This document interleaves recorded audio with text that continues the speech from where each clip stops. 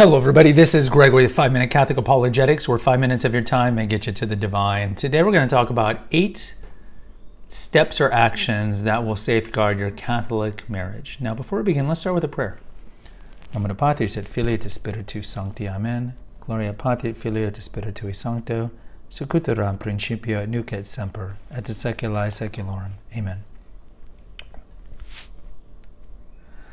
I'll put a banner in for my playlist on Catholic dating and Catholic matrimony. I probably have like 20 videos on that. Certainly early on in the creation of the channel, I probably had more recently. But it's important, right? By canon law, Catholics can only marry other Catholics. If you marry somebody without a dispensation that's not Catholic, the marriage is automatically invalid. We have episodes here on annulment or not Catholic divorce, and we talked about how romanticism has largely destroyed matrimony and some other things. But I want to do more of a positive episode and talk about 8 things that we can do to help Catholic marriages and marriages in general, because marriage has been under attack. I would say, at the least since 1970, with the advent of no-fault divorce, which essentially made divorce easy because I could sneeze the wrong way and my spouse could divorce me. But you throw that with the kind of the moral relativism that we have now, the kind of decline of Christianity and the culture and the milieu, and there's a wide variety of things, but marriage is under distress. So these are just some tips from my humble opinion as to when you're vetting and looking for someone to marry, what are some things that you need to look for? And I'm 48, so some of this I had to learn the hard way because I am divorced and annulled. But being married for a long time, you do see the positives as well, and you look back in retrospect and think, okay, well, this should have been done better, or I would learn from this. Number one is, and these are no particular order, similar values. I think that when we're young, we think similar interests are more important. Similar values are much more important because, a good example is you both might like The Smiths, or you might both like watching The Crown. But if you're pro-life and she's pro-choice, there's going to be tension. Or if you're more practicing your faith and she's not, or whatever it is, if she wants to have a big family and he only wants to have one, or if she's a Democrat and he's a libertarian, that could be problematic. So these things are so much more important than interests, because interests sometimes, especially when you're younger, is what binds people together. Oh, we both like this. Oh, we both like to hike. But ultimately, they're not that important because values are more important. Are you both politically the same? Do you both believe on how to parent the same? Even little things like, are you both early birds? Are you both night owls? Do you like the thermostats cold or do you like it hot? Do you have the same views on medical stuff, vaccines, whatever it is? These are much more important and create a very strong foundational bulwark if you're similar in your values. So I would say that's almost number one, is don't look at what you have in common, because that's great for conversation throughout the day. But let me tell you, if your values are not aligned, your marriage is going to be tumultuous. Number 2, of course, is pray. Pray. You should pray as a couple. You should pray as a family. Pray the Angelus together in the morning, read the Magnificat together in the evening, whatever it is, go to daily mass, whatever it is, pray. Pray together, pray separately. That's probably number 1, as with all things, but praying is important. Number 3 is humility. You're not always right? I'm not always right. We have to have a certain amount of humility. I think it's important. I think Ephesians 5 is a great kind of encapsulation of how spouses should treat each other, where Jesus talks about his relationship with the church. And also just look at the Holy Family. Look at the Virgin Mary. She's the epitome of humility, but also of strength. Look at St. Joseph. And pride, excessive pride, can certainly undermine relationships. So having humility toward each other and toward society in general, I think is very important. Not to always, because there are people who are a little more polemical, and I can be this way as well, where you put your feet down. I have to be right. I'm going to win the battle, but ultimately maybe lose the war. And so you kind of have to step back, and we'll talk about the number 8 thing here. But part of it is just understanding that I don't always have to be right, and certainly for the sake of the marriage, I don't need to always be right. Number 5 is going to be sex. Now, look, sex shouldn't be the number one thing, but sex does have an effect to bond man and woman. Man and woman cleave together, the two shall become one. And it is important. Sexless marriages have a higher rate of separation and divorce. I remember seeing a statistic that 40% of marriages under the age of 50 are defined as sexless, meaning they have sex one time a month or less. So this is a pervasive problem.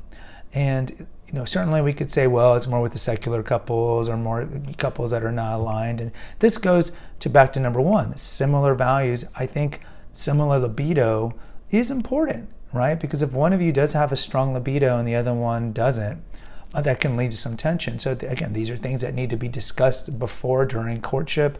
I think Sensus Fidelius has an excellent episode that Father Ripperger does on the 4 stages of courtship, and I agree with the large majority of things he says. He even says that you shouldn't kiss until you are engaged. And of course, because we know that the humans we're gonna get aroused, and if we start doing things sexually too early, it's gonna cloud our judgment, and ultimately we wanna have full perspicacity when we're choosing and vetting for a spouse. But that being said, once you're married, I think a lot of Catholics misunderstand this. Sex should be fun and fruitful, and you don't want to have the idea that sex is only for procreation. You should only have sex when you're fertile. Sex is very important in marriage, and you can see this played out in 1 Corinthians 7, where Paul gives advice. It says you surrender your body to your wife, women surrender your bodies to your husband, and you should only refrain from sex when you both agree upon it for a time of prayer. So sex is important, and you need to, most importantly, find somebody who's aligned up with your view of sex, whether it's be a lot or little, or how you guys view sex. But sex is a sacred act. We only sully that sacred act when you're having intercourse outside of the confines of not just a marriage, but a sacramental marriage. So if you're married civilly, homosexual unions, fornication, cohabitation, these is when the act is sullied. But the act of intercourse in a marriage is a sacred act, and it should be lauded, and it should be kind of prioritized. Number 6 is that hopefully neither person has addictions, because this will train wreck your marriage very quickly. Now, there are people certainly that marry somebody that have addictions and don't know about it. This would be grounds for divorce because of the idea of deception.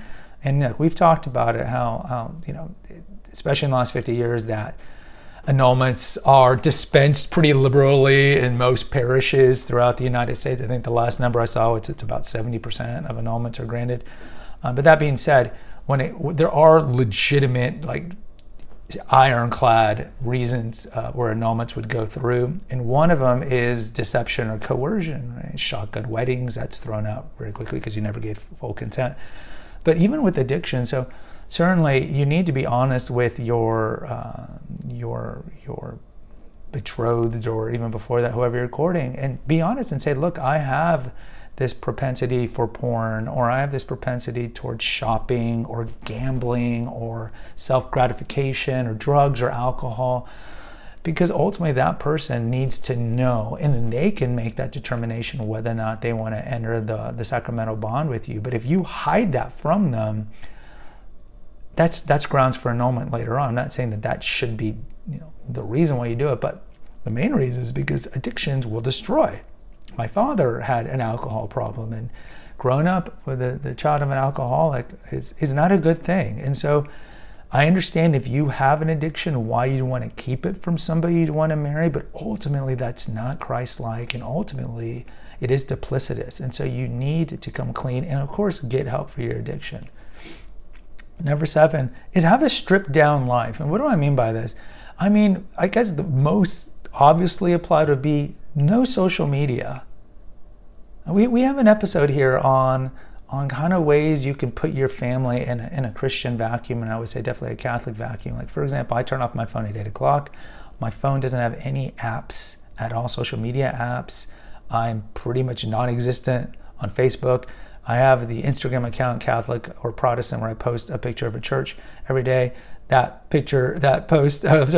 site's been inactive for 2 months because I can't log into my Instagram account. But either way, going back to some of our values, you both should have the same view on social media, and just kind of checking out of the day. Like, you both, it benefits marriages, I think, if both people live a simplistic life of limited television, especially television that is anathema to Christian values, but also the same thing on social media, and just having a life that's very simple, because the secular world brings so much detritus that can complicate your marriage.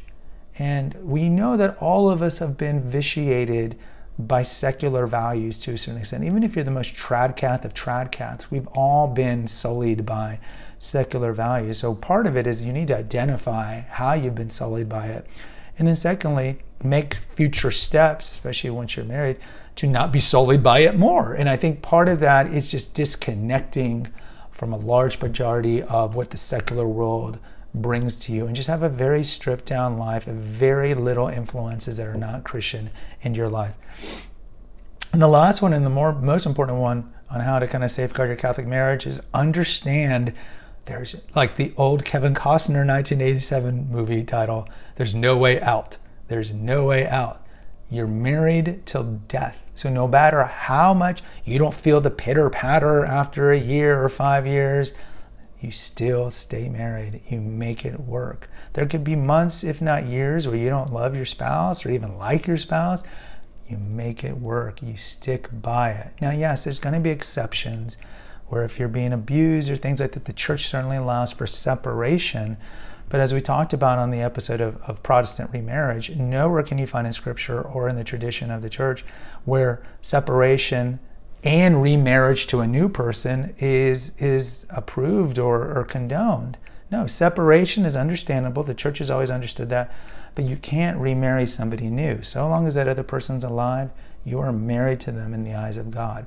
So the best thing that we can do is fortify our marriage the best that we can, kind of like cereals are fortified with vitamin D and vitamin B. Fortify our marriage, but understand when you make those vows, that's it. You are not divorcing that person, even though we live in a world where no-fault divorce exists, and that is a very hard temptation, right? It's the devil and the angel on the shoulder. So even though you might be a very practicing traditional Catholic, unfortunately, we live in a world where you can just go to the courthouse and that devil's whispering in your shoulder, do it, end it. You don't feel the pitter-patter anymore, blah, blah, blah, blah, blah. And that's the beauty of countries like the Philippines, where essentially, a very Catholic country, that divorce is essentially not allowed. It's not allowed. And that's how it used to be over here, where divorce was very, very difficult. But ultimately, it's all about the mindset, your mindset about the indissolubility of marriage, but also, alas, you have to find a spouse who also believes that. And that goes back to number one, with similar values, because if you find somebody who doesn't agree with you, that, oh, I'll leave you if you X, Y, Z, that's going to be a problem, because you might believe in the indissolubility of marriage, they might not. So find somebody who truly believes that, and these 8 steps, I think, will help fortify your marriage. Guys, post in the comments. I'd love to hear from you. What are some other things that you find to be very important? Oh, I would throw in, I forgot, the 8th one is good communication. Good communication is exceedingly important. I don't really have time to flesh that out. But always, we're not mind readers. We can't read the other person's mind. And then sometimes passive aggressiveness can result, because it's like, well, you should have known that I like this, or I like that, or I'm like this, or I'm like, no. People can't read your mind. You have to articulate this, even if it means like writing down on a piece of paper all the things that you like, don't like. At least that person will be informed, and they won't be ignorant about it. Then you can maybe have something to complain about. But people can't read your mind. I think part of that is good communication. You have to have exceedingly good communication.